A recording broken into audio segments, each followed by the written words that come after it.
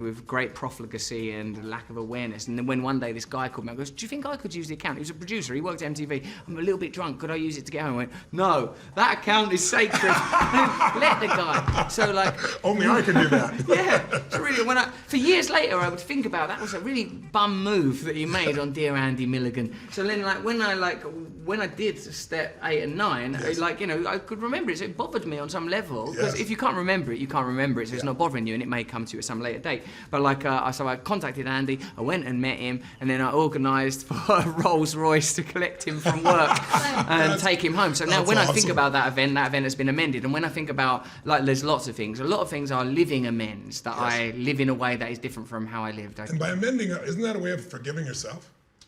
Right, yeah, because how are you going to change if you sort of hate yourself and haven't forgiven yourself? Yeah. Also, what is forgiving? What does it mean to you? To forgive is to what?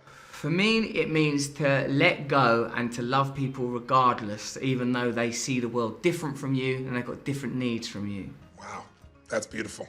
Mark that one out as well, ladies and gentlemen. It's beautiful. You are a poet. It's beautiful. Thank you. So after you've done this, you go to step 2, which is continue to take personal inventory. And when you're wrong, properly admit it. And promptly admit it, I should say. How do you look at that, and how have you applied that? Sounds like you're doing it not every day, but ongoing in your life, really, truly. When I do those little things, like whether it's speaking inappropriately or curtly to I have a vision of myself now. Okay. I have many roles in my life, as all of us do. Yes. I am a husband, I am a father, I am a road user, I'm a guy that goes to the jiu-jitsu class. In each one of those roles, it's been suggested to me that there are optimum characteristics that I should aim for. Yes. When I'm a road user, I am courteous, I am calm.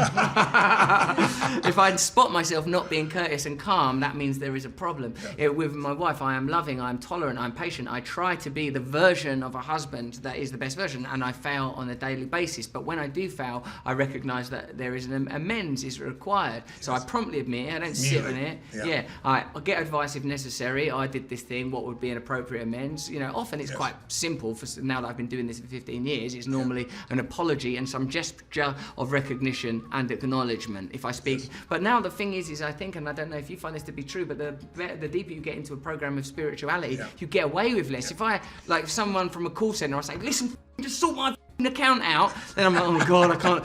Listen, you may not remember me. Can I speak? I think it was Julie. She was called Julie. Tell Julie. I'm so sorry I said that thing. I've done that before. I've had to call back to the call centre to apologise. Oh, that's awesome. Let's talk about the last 2 steps here. Step 11. You sought through prayer. Through a prayer of meditation, or to improve our conscious contact with God as we understand Him, praying only for knowledge of His will for us and the power to carry that out. How do you look at that? How do you language that step in your life? I note now that the expletives have been dropped out as we move closer to the sacred. And step 11 here is described as stay connected to your new perspective. That and I recognise that I know that there's no benefit for me being impolite to the people I work with. There's no benefit for me driving badly, but I still do all of those things when whatever it is kicks in, the 2 million year old brain. Once that guy's in charge, who knows, he takes no prisoners. So I recognise to cultivate that, I have to have spiritual practice. For me, it's meditation. I've tried to meditate twice a day, and I pray, which for me just means a sort of a conversation with an ideal. A conversation of whatever it is, this consciousness, whatever it is that's experiencing being in this room now, my feet on the floor, the awareness of my own hands.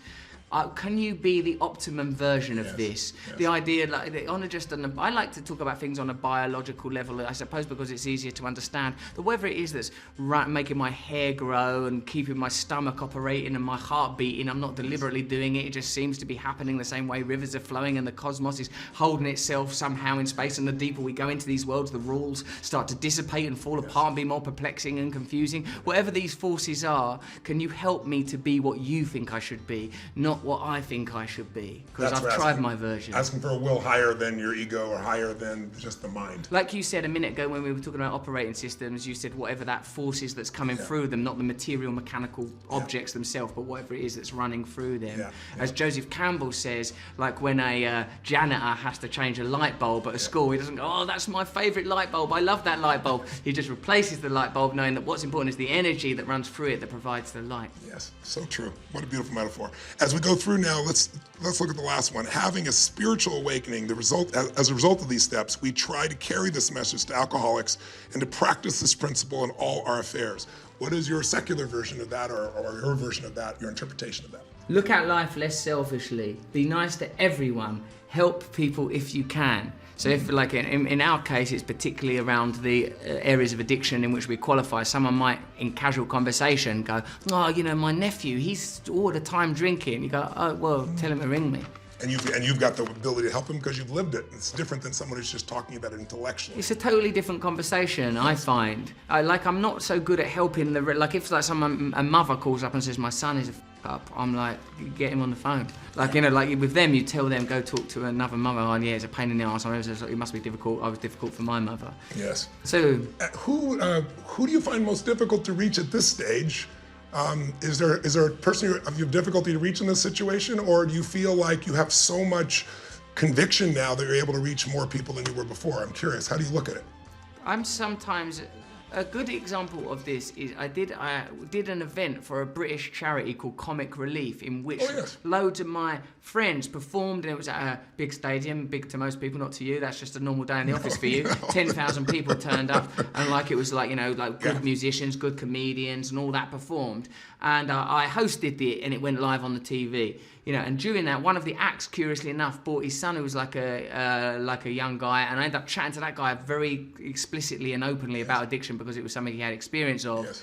And in that moment, that felt more real and more important than the other thing. And it surprised me. It surprised me because I thought the big things, the glamorous things is what's important. But no, it was here. And I think Emmett Fox, who's another Christian dude, he goes... Great author. Civilizations come and go, but the soul is eternal. So focus on the soul. Yeah, that's beautiful. What is the advice that you'd give to someone right now who's listening and has mixed emotions, even now after listening to this conversation with you, where they may have conflict? Because you and I both know when we're clear, like when we link pleasure to something, we move forward. If it's pain, we move away. It's when we have the mixed emotions, where it's pleasure and pain, we don't know what to do, and people get stuck.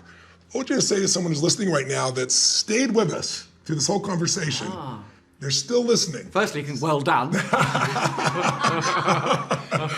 But still has doubts as to whether they really have this bigger problem or whether or not this type of approach would work. What would be your advice to them? What would you ask them to consider so they could have the potential to take this moment? Because that's why I'm doing this interview with you, is because you're a very special voice. You've lived it. You've experienced it. You have a passion. You talk more rapidly than I do. I don't think there's any human I've met before that. And you're more articulate. I love it. So my question is, what would you say to them? What would you have them consider right now in this moment that might give them a chance